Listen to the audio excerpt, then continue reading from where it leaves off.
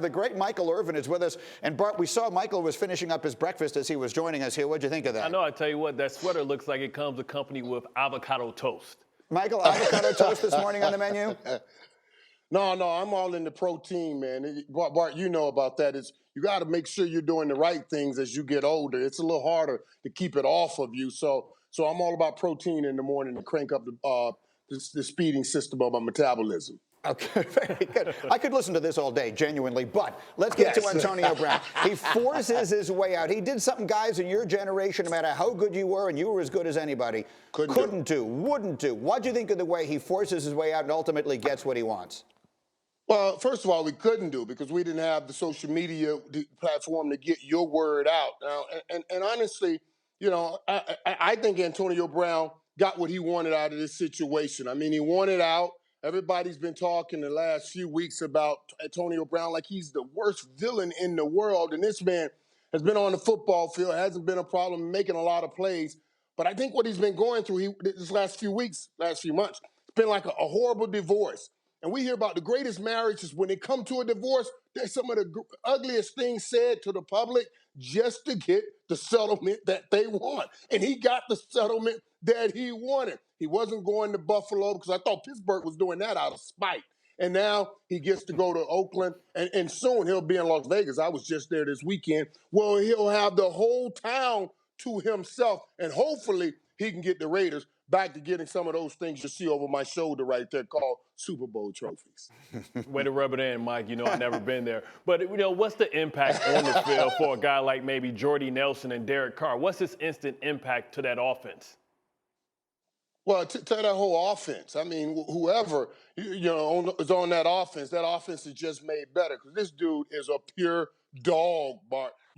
He's a pure dog. And people have been talking about him like a dog. But if you got the right people around him, then that dog will bark and bite for you. And Jon Gruden is the right person to have around him. Jon Gruden will get him the ball. He'll get him the ball early in the first quarter, so he'll have that bark and biting for him as opposed to making him wait late in a game to get his passes, and he'll be barking and biting at you. This man, I think it's a great chance, a great opportunity. I was watching on social media when they were going back and forth at the Pro Bowl a little while ago, and I was thinking, wow, isn't that incredible to have that on social media, now to have that all year long? I'm looking forward to the two playing working together. Michael, your era in Dallas, you had Troy, you had Emmett, you had you guys won 3 Super Bowls together. In this era, this team had Ben Roethlisberger, Le'Veon Bell, and Antonio Brown. That group will not have won a championship. How do you think we will look back on this era of the Steelers?